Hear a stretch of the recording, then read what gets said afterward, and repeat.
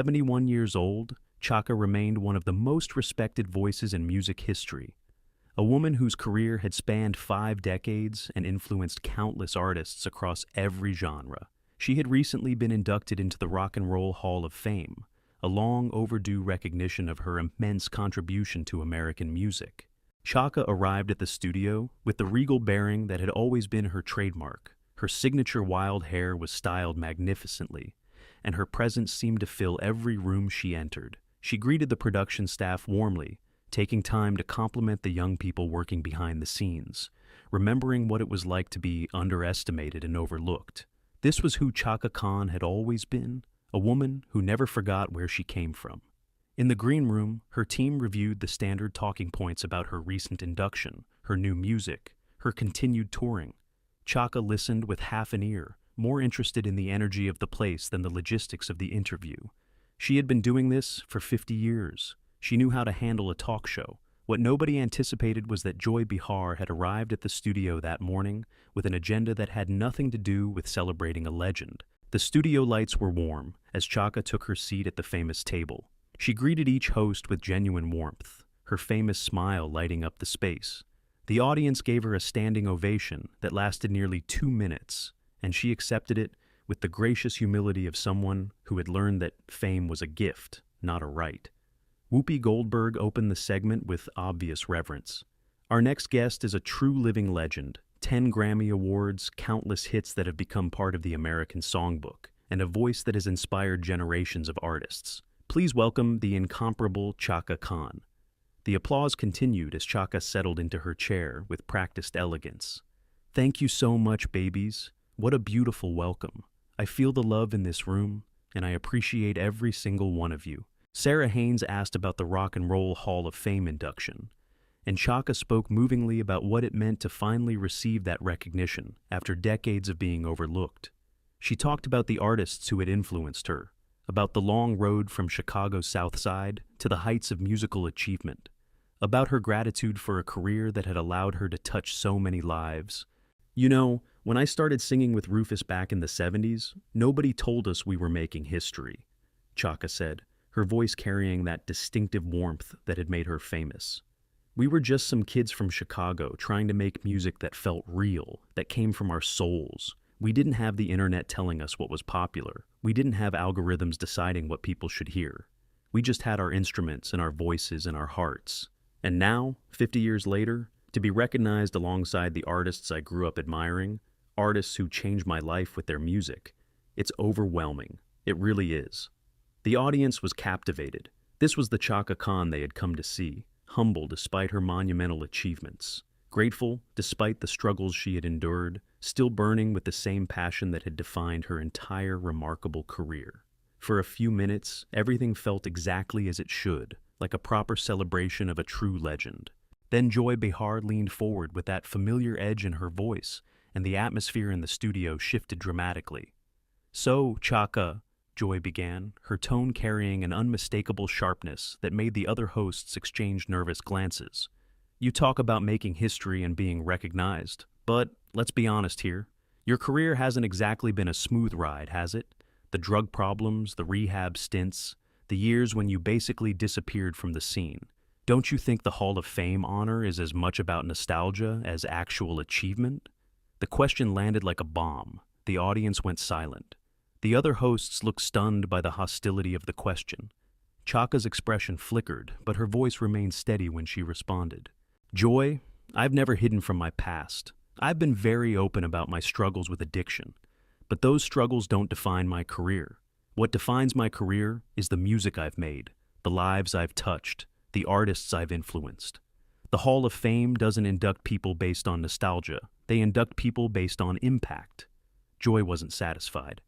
"But that's just it, isn't it? Your biggest hits were in the 70s and 80s. I'm Every Woman. Ain't Nobody. I Feel For You. That was 40, 50 years ago. What have you done lately that justifies all this celebration?" The accusation was stunning in its dismissiveness. Several audience members shifted uncomfortably. Sunny Hostin looked like she wanted to intervene immediately. "What have I done lately?" Chaka's voice dropped to something quieter but more intense. I've been touring the world, selling out venues on every continent. I've been recording new music that connects with audiences across generations. I've been mentoring young artists who want to learn from someone who's actually done it. And I've been staying alive, Joy, staying sober, staying relevant. At 71 years old, that's an achievement in itself in this industry. Joy pressed on with what seemed like deliberate cruelty. But let's talk about I'm Every Woman for a moment. That song became even more famous when Whitney Houston covered it. Some people might say that Whitney's version is the one that really matters, that she took your song and made it better. How does that feel, to be overshadowed by someone who came after you? The mention of Whitney Houston seemed to strike something deep. Chaka's eyes flashed with an emotion that the audience couldn't quite read. Whitney Houston was my sister, Chaka said, her voice carrying a weight of emotion. I loved her. I still love her. And yes, her version of that song was beautiful. But let me tell you something about that song, Joy. I recorded I'm Every Woman in 1978. It was an anthem for women at a time when women needed anthems. Whitney's version came 15 years later, and it introduced the song to a new generation. That's not being overshadowed. That's called having a legacy. She leaned forward, her intensity filling the space. And for the record, before she passed, Whitney always credited me. She always acknowledged where that song came from. She never tried to erase me. That's what real artists do. They honor each other. They lift each other up. Maybe that's something you don't understand, because you've never created anything that lasted. The counterattack was sharp and landed with precision. Joy's face reddened, but she wasn't backing down. I'm just asking the questions that some people might be thinking. You've had a lot of drama in your life. The marriages, the feuds, the years when the drugs were clearly affecting your performances. Don't you ever look back and wish you had done things differently? Chaka sat very still for a moment, and when she spoke, her voice carried the weight of 5 decades of living, struggling, and surviving. Drama? You want to talk about drama, Joy? Let me tell you about drama. Drama is growing up black and female in America in the 60s. Drama is fighting your way into an industry that didn't want you, that didn't believe a dark-skinned girl from Chicago could be a star. Drama is being told your voice was too powerful, too raw, too much for mainstream audiences. Her voice was rising now, but it wasn't anger. It was something deeper, something that had been refined through decades of experience. Drama is watching friends die from the same disease that was killing you, and finding the strength to get clean anyway. Drama is losing people you love, and still having to get on stage and sing about joy and love and survival. That's my drama, Joy. And I've lived every moment of it out loud, without apology, without hiding behind false images. The studio had gone completely silent. The audience was witnessing something they hadn't expected, a woman laying bare her soul in response to attacks that deserved nothing but contempt. You asked if I wish I had done things differently. Let me tell you something. Every mistake I've made, every fall I've taken, every moment I've been down, it all went into the music. It all went into the voice you hear on those records. You don't get the power in my voice without the pain that shaped it. You don't get the joy without knowing the sorrow. That's what makes real music, Joy. Not perfection. Authenticity. Joy tried to regain control of the conversation. I understand that, but surely you can see how your struggles have affected your reputation.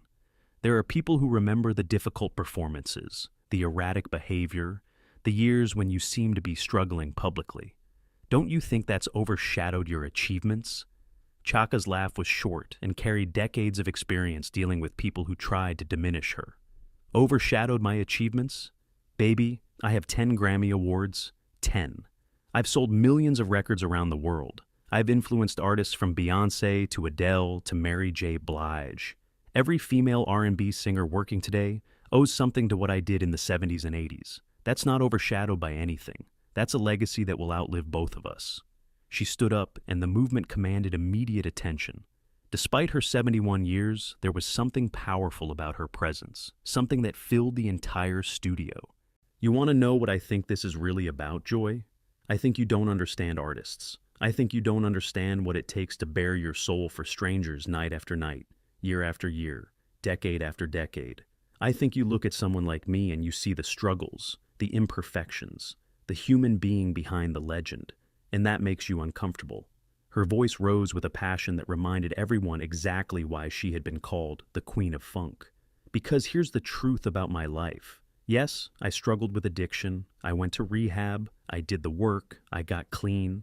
Yes, I've had failed relationships. I've had my heart broken. I've made mistakes in love. Yes, I've had feuds with people in this industry. I've stood up for myself when others wanted me to be quiet and grateful. But through all of it, I kept singing. I kept creating. I kept showing up. She pointed at Joy, her finger steady and accusing. What have you done through your struggles, Joy? You sit at this table every day and you pass judgment on people who actually do things. You comment on lives you've never lived, on art you've never created, on struggles you've never faced. And when someone like me sits across from you, someone who has actually lived a full, complicated, messy, beautiful life, all you can do is try to tear them down. The accusation landed with devastating accuracy. Joy opened her mouth to respond, but Chaka wasn't finished. Let me tell you something about being every woman. That song wasn't just a title. It was a statement. I am every woman because I've been through everything. I've been poor and I've been rich. I've been celebrated and I've been forgotten. I've been addicted and I've been sober. I've been loved and I've been alone. And through all of it, I've never stopped being exactly who I am. She turned to address the audience directly, and her voice softened to something more intimate. To every woman watching this who has ever been made to feel ashamed of her struggles, who has ever been told that her past disqualifies her from being celebrated, who has ever been reduced to her worst moments by people who don't understand what she's overcome, I want you to know something. Your struggles are not your shame. They are your strength. Every fall you've taken has taught you how to rise. Every heartbreak has deepened your capacity to love. Every mistake has given you wisdom that perfection could never provide. She looked back at Joy, and her expression carried something that might have been compassion mixed with disappointment. I've been singing for 50 years, Joy. I've been told I was too much and not enough. I've been praised and criticized and written off and rediscovered more times than I can count. And through all of it, I've learned one thing. The people who try to diminish you are almost always running from something in themselves. They need you to be less than you are so they can feel better about who they're not. She gathered herself with the dignity of a queen, which is exactly what she was. I came here today to celebrate being inducted into the Rock and Roll Hall of Fame. Instead, I've spent 15 minutes defending my entire existence to someone who seems to think that having lived a full life is something to be ashamed of. Well, I'm not ashamed. I'm proud. Proud of every song I've sung, every stage I've stood on, every tear I've shed, and every moment I've survived. She straightened her outfit with deliberate grace. You know what the difference is between you and me, Joy? When I leave this studio, I'm going to get on a stage tonight and sing for thousands of people who love me.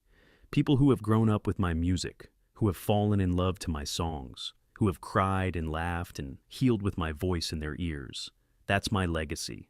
That's what I've built with my messy, complicated, beautiful life. Her voice dropped to something quieter, but somehow more powerful. What will you leave behind, Joy? What will people remember about you when you're gone? The jokes at other people's expense? The gotcha questions designed to humiliate? The moral superiority from someone who has never risked anything to create something lasting? The studio was absolutely silent. Joy sat frozen, clearly not expecting the interview to turn into such a thorough dismantling of her approach. Chaka looked at the audience one final time. I want to thank everyone who has supported my music over the years. You are the reason I'm still here. You are the reason I got clean. You are the reason I keep singing even when my body tells me to rest. I do it for you, and I do it for the little girl from Chicago who dreamed of being heard. She made it, we made it, and no one can take that away. She turned and began to walk off the stage, then stopped and looked back at Joy. One more thing. Through the Fire. That song was about surviving, about going through the worst life can throw at you, and coming out the other side still standing. I've been through the fire, Joy, many times, and I'm still here, still singing, still living out loud. Maybe someday you'll understand what that means. Maybe someday you'll have the courage to go through your own fire, instead of watching other people burn from the safety of your comfortable chair. With that, Chaka Khan walked off the stage with the same regal bearing that had defined her entire career. The audience erupted into applause that seemed to shake the building, rising to their feet in a standing ovation that was clearly directed at the woman who had just demonstrated what real grace under pressure looked like. The remaining hosts sat in various states of shock. Whoopi looked disappointed, but not surprised. Sarah was visibly emotional, and Joy Behar sat at the table looking smaller somehow than she had at the beginning of the interview, like someone who had just learned a very difficult lesson about the difference between controversy and cruelty. What had started as a promotional appearance had become something far more profound and significant. A woman who had been singing about strength and survival for 50 years had just demonstrated both in real time on live national television, and she had reminded everyone watching that a life fully lived, with all its struggles and triumphs and complications, was worth infinitely more than a life spent safely judging others from the sidelines. The aftermath of that interview would dominate entertainment news for weeks. Clips of Chaka's powerful defense of her life and career would be shared millions of times across every social media platform. Her music would see a massive spike in streaming numbers as a new generation discovered the woman behind the voice, the story behind the songs. And somewhere in all that conversation, a question would emerge that was bigger than any single interview. Why do we feel entitled to judge people for the very struggles that made them who they are? But perhaps the most significant outcome was what the confrontation revealed about legacy and what it truly means to be a legend. Chaka Khan had built hers through decades of work, through struggles overcome,